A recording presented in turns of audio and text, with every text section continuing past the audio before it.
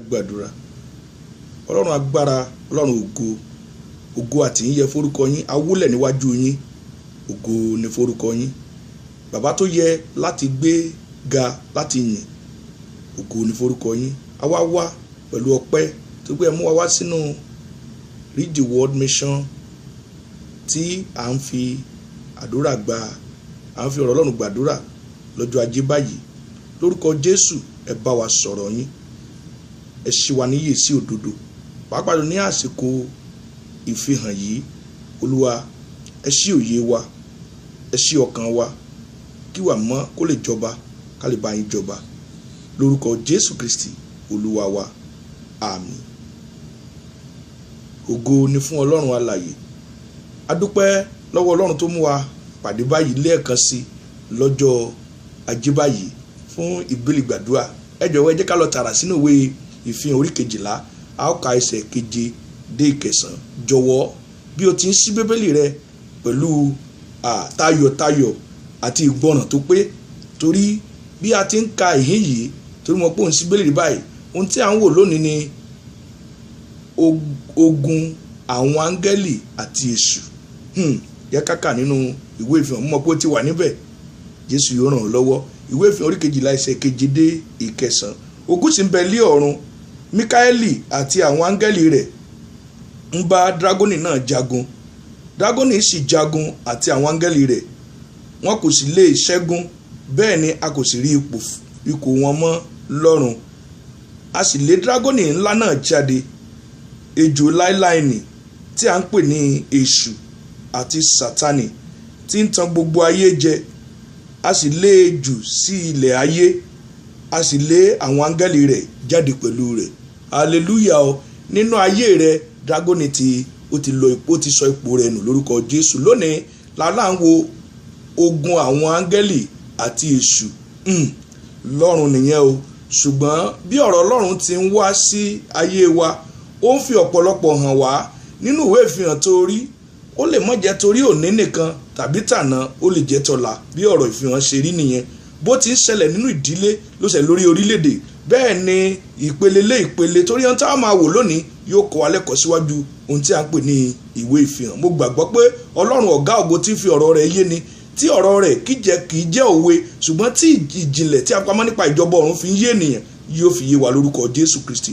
Lónìí gẹ́gẹ́ bí a ti ń sọ, ní ọdún yìí ohun tí a ń wò ní àpapọ̀ ni ìgbógunti àbí inúnibíni sí obìnrin náà. Ṣùgbọ́n a rí wípé nínú ìwé ìfihàn tí à ń wò, a ti rí pé nígbà tí Jésù Kristi tó jẹ́ ẹni tó pegédé láti tú ìwé tí a dì nínú lóde pẹ̀lú èdìdì méje, a ṣí èdìdì kínní, kejì títí dé ìkeje. Lẹ́yìn èyí ni a fi ìpè fún àwọn áńgẹ́lì méje mìíràn tí wọ́n bẹ̀rẹ̀ sí ní fún ìpè. Lẹ́yìn ìkẹfà, torí nígbà tí a dé àárín kan lórí kẹjọ, a rí pé ìpè ègbé mẹ́ta la pè lórí ayé. Níhìn nígbà tí a dé orí kẹjọ yẹn tí a sì kọjá síbẹ̀ yẹn, ègbé kan kọjá. Nígbà tá a dé orí ìkọkànlá sí yẹn, la rí pé ègbé kejì kọjá. A sì wá rí pé lẹ́yìn èyí, nínú ìgbà tí áńgẹ́lì tó mú ìpè kan dání tó fún ìpè tí í ṣe ìkẹfà, tó kún ìpè kẹfà yẹn, òun ni ègbé ìkejì kọjá. Ẹ̀wẹ̀ nísìn láti ẹsẹ̀ 14 ni ìpè keje ó wá bẹ̀rẹ̀. Lẹ́yìn èyí la rí wípé à ń wò ní àwọn àlàfo tó wà ní orí 10, orí 11. Lẹ́yìn yẹn a rí pé ègbé kejì yẹn la ní ó kọjá. A wà lórí 12 yẹn ní àkókò yìí là ń wò ní ọdún yìí. A wà lórí ẹsẹ̀ 7 dé 9. Gbé ìdíwo la fi ń kọ́ ẹ̀kọ́ yìí, ìdíwo la fi ń wò. Ṣé ká lè fi pé a mọ ọ̀rọ̀ Ọlọ́run àbí a mọ ọ̀rọ̀ sọ ni, àbí káwọn èèyàn kó lè kàn wú lórí lásán? Rárá o, ó ní ìdí. Wo ohun tí Jésù Kristi bá wa sọ gẹ́gẹ́ bí olùpilẹ̀ṣẹ̀ àti láti gbàgbọ́ wa, ẹni tí ó jẹ́ wípé òun ló ní ìwé ìfihàn tó fi lé Jòhánù lọ́wọ́, la fún áńgẹ́lì rẹ̀ láti fi lé Jòhánù lọ́wọ́ fún ìtumọ̀ fún ayé yìí tí a ò bá dè nígbà Dáníẹ́lì adè ó ní dèéná má ti ṣí torí pé ó wà fún ìgbà lọ́ọ́lọ́. Lórúkọ Jésù Kristi ìtúsílẹ̀ tí Ọlọ́run ń túsílẹ̀ nípa ti èdè tó ń ṣí yìí yóò mọ̀ yé wa sí lórúkọ Jésù Kristi.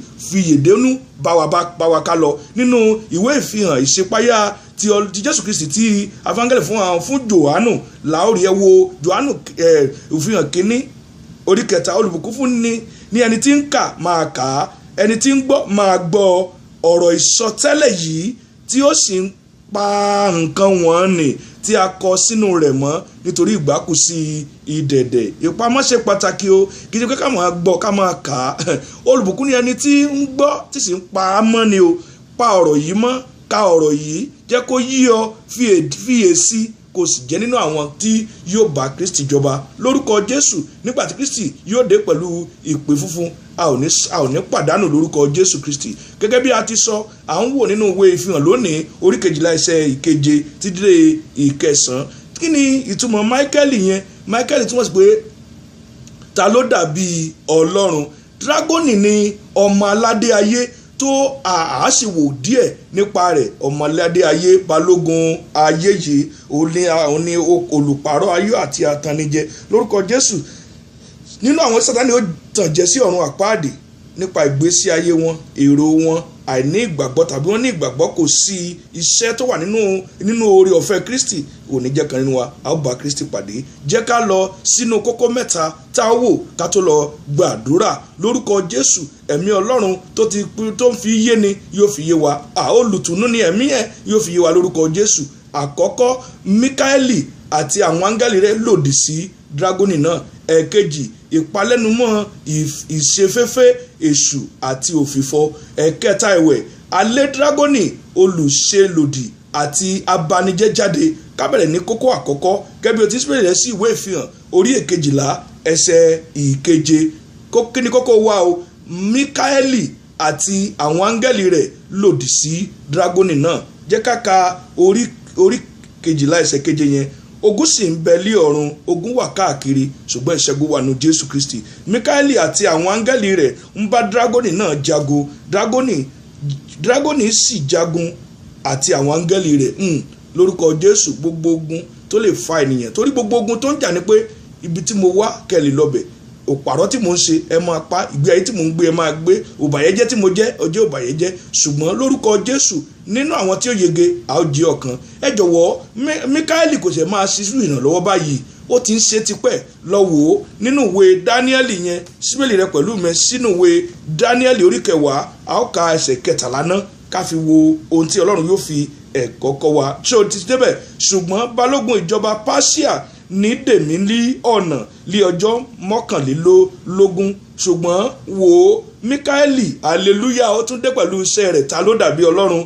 Ọ̀kan nínú àwọn olórí balógun wá láti ràn mí lọ́wọ́. Èmi sì di ipò mi mú lọ́dọ̀ àwọn ọba Páṣíà lórúkọ Jésù. Kò ní sú ọ. Bí ẹlẹ́sìn ń lé ọ, ó ṣẹ́gun. Bí ẹlẹ́sìn ń lé ọ, ó ṣẹ́gun. Bí agbára òkùnkùn, ipa Sátánì, ó di ipò rẹ mú lórúkọ Jésù Kristi. Ipò rẹ nínú òdodo àti òtítọ́ àti àfi Kristi ṣẹ̀fẹ̀. Wo orí ogún, wo ẹsẹ̀ 20 yẹn ká tún fi ẹ̀kọ́ kọ́ níbẹ̀ yẹn gẹ́gẹ́ bí a ti ń wo iṣẹ́ tí Máíkẹ́lì ti máa ń ṣe. Nígbà náà ni ó wí pé, ìwọ á mọ ìdí tí mo ti tọ̀ ọ́ wá sí. Nísìnyí ni èmi ó yí padà lọ bá balógun Páṣíà jà.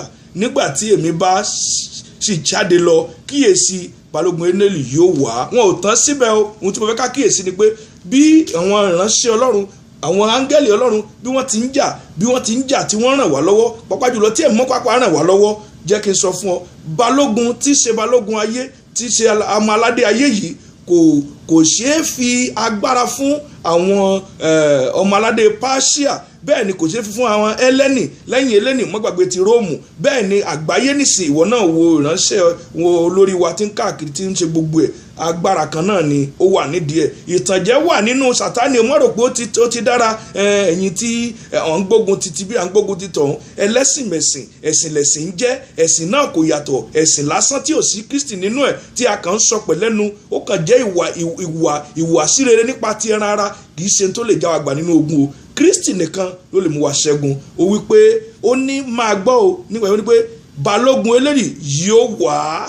Kò ìtàn síbẹ̀, àwọn tí a fi agbára fún látọ̀dọ̀ Sátánì wọn ò tán síbẹ̀. Wò ó, ká tún lọ kọ́ ẹ̀kọ́ nípa ìjagun àti ìṣẹ́gun tí ìránṣẹ́ Ọlọ́run áńgẹ́lì náà tí ó ti ń ṣe lọ́jọ́ tí ó ti ṣe díẹ̀ sẹ́yìn. Ẹ jẹ́ ká wò nínú ìwé Júùdù, síbélì rẹ pẹ̀lú mi, má dágunlá, má dámidá. Jẹ́ ká lọ wò ó nínú ìwé Júùdù ẹsẹ̀ 9 yẹn, ṣó wà níbẹ̀? Olúwa yóò ràn ọ́ lọ́wọ́. Rántí wípé ọ̀rọ̀ àṣẹ Ọlọ́run lè yí bí a ti ń wò yóò máa yé wa sí, yóò sì máa múna dàgbà nínú Ọlọ́run. Síbélì rẹ mò ń dúró dè ọ́ nínú ìwé Júùdù orí kan náà ló ní ẹsẹ̀ 9. Ṣùgbọ́n Míkáélì olórí àwọn áńgẹ́lì nígbà tí ó ń bá èṣù jà tí ó sì jìjàkadì nítorí òkú Mósè, kò sì gbọ́dọ̀ sọ ọ̀rọ̀ òdì sí i, ṣùgbọ́n ó wí pé Olúwa ni yóò bá ọ wí. Lórúkọ Jésù, Olúwa yóò bá Sátánì wí nínú ayé rẹ̀, yóò bá èṣù wí nínú ayé rẹ̀,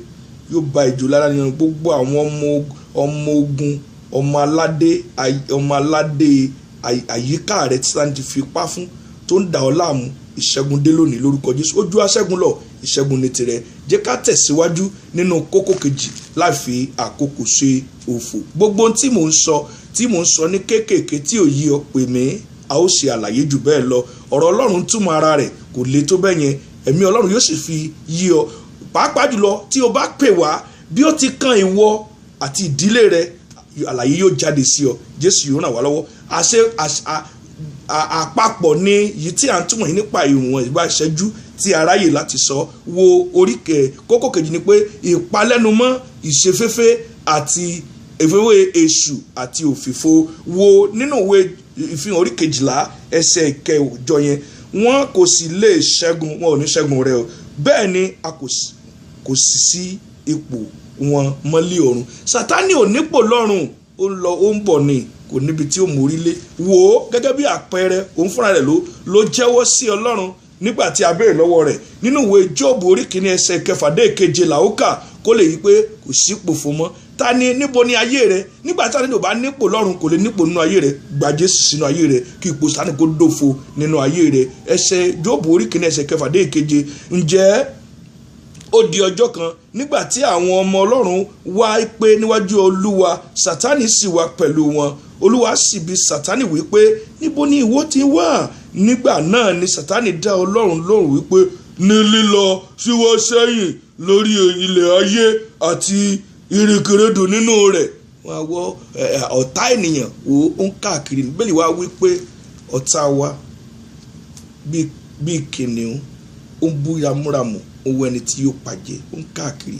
Owó ṣiṣẹ́ fún Jóòbù bí ti ń káàkiri ni. Mo gbàdúrà ipò Sátánì yóò ṣòfò nínú ayé rẹ̀ lórúkọ Jésù. Ọ̀nà Sátánì ń gbà, agbára tó ti sọnù kò ní fi tàn ọ́ jẹ lórúkọ Jésù Kristi. Nínú àwọn tí ó gba ipò tó dára lọ́run tí Sátánì ti sọnù, lórúkọ Jésù níbi ibùgbé wa lọ́run òun wà níbẹ̀. Jẹ́ ká lọ sí kókó kẹta láì fi àkókò ṣòfò ká lè gbàdúrà. Olórí àsìkò àfi bẹ́ẹ̀lì gbàdúrà nìyí, ṣùgbọ́n gẹ́gẹ́ bí a ti sọ ìwé àsìkò ìfihàn wa nínú Read the Word Mission lélẹ́yìí, òun ni a sì fi ń ṣe àlàyé níwọ̀nba tí Ọlọ́run ṣe gbà wá láàyè.